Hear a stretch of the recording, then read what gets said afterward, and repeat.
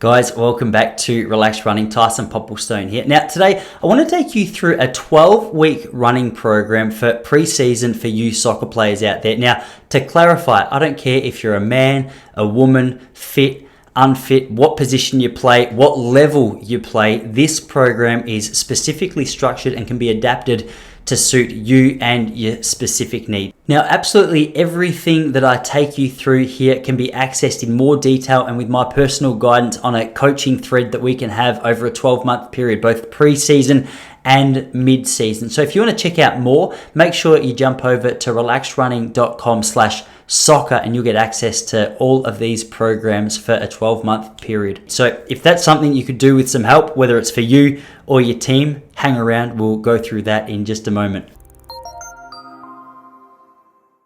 Now, before I get into our 12-week plan, one thing I want to highlight before we get into it is a couple of mistakes that we see at pre-season every single year. Now, obviously, so many of us are super keen to get back out there. Our enthusiasm after a break is up and about. So we get back out to start our pre-season running and we just go absolutely flat out. We go as hard as we possibly can. Now, while psychologically that might be nice to know that you're pushing yourself, to know that you're going hard, to finish every session on your hands and knees, that kind of approach to running doesn't have great long-term benefits. While you might get fit quickly, your plateaus also happen quite quickly. If you keep doing that for too long, not only will you plateau, it tends to lend itself a little bit more towards injury. So our 12-week plan, it's slow at the start and we gradually build up. The reason we start a little slower is because we believe that's a competitive advantage to you over your opposition. If you can develop that foundation of fitness before we start really implementing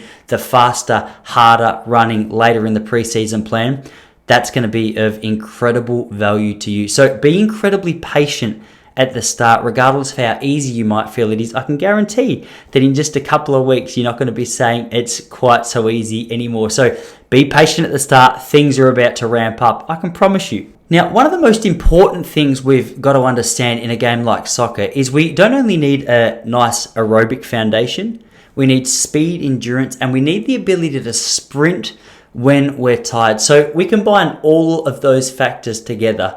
But we do that in a variety of ways depending on how fit you currently are, depending on what it is you're trying to achieve. Now, at a basic glimpse, we do 3 to 4 days worth of running on any given week from week 1 to week 12. Now, the difficulty of these sessions start to increase, as I mentioned, the closer we get to round 1. But what we want to do is to tick those bases. So generally we have 2 easier runs from 20 to 35 minutes, a little bit less or a little bit more depending on what it is that you're trying to achieve. But the truth is that long, slow running, while it's great for a foundation, we don't want to just be a plotter out there on the soccer field. We want to make sure that we've got that foundation, but we've also got that ability to run fast and recover quickly, which is where our progressive overload style training, which we call the chart, kicks in to place.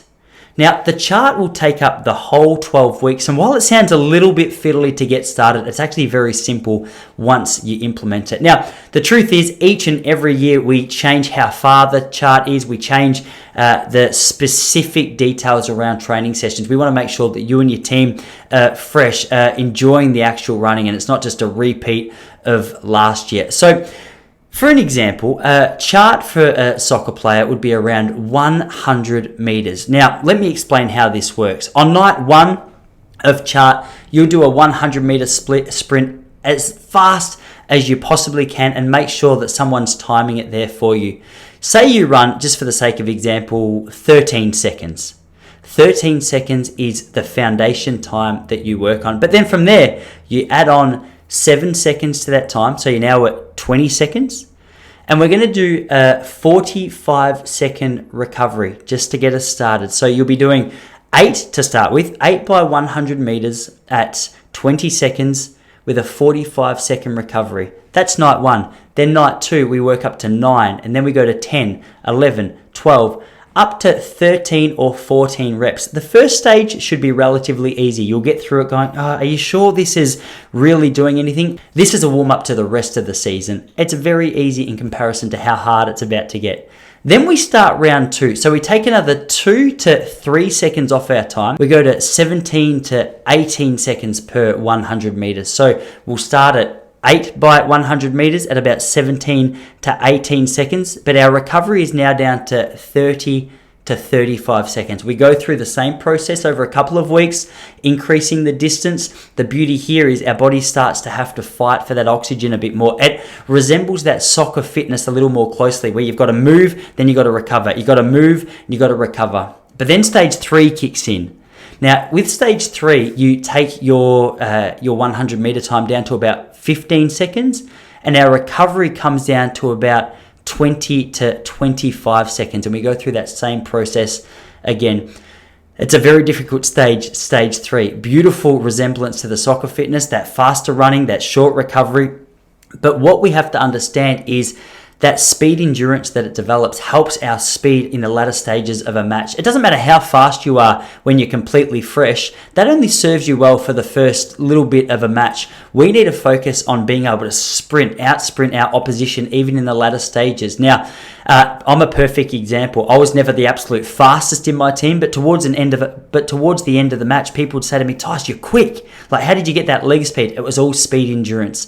Now, the third factor which we work into your training in and around the chart is that short, sharp sprint work, that 15, 20, 25, 30 meter sprint. We want to make sure that your body is used to running at a really high pace, especially after our chart sessions. It's nice to implement a couple of those, and we can work together to make sure that that's implemented nicely in your training program. The beauty with this session is it takes you from one fitness level and it gradually nurtures you up to a really high level of fitness. You're going to be amazed at just how much progress you see if you can do this consistently. What I do need to say though is, while running is so crucial, while it's so important, it doesn't matter if you're the best runner on your team. If you can't kick a soccer ball, if your ball skills aren't up to scratch, it really doesn't matter how good you can run a 1500 meters or a 2000 meters. Our main priority needs to be getting our feet on the ball. We need to make sure that they're up to scratch. Nothing worse than getting to round 1, the fittest person on your team, but with the scrappiest ball skills. So let's keep the main priority, and see running for what it is. It's a beautiful complement to those ball skills. If you're good with the soccer ball and you're good with the running, you're going to be a hard person to stop. So, hey, start slow, stay consistent, be patient, and make sure you check out our website, relaxrunning.com/soccer, to access our 12-week pre-season training program.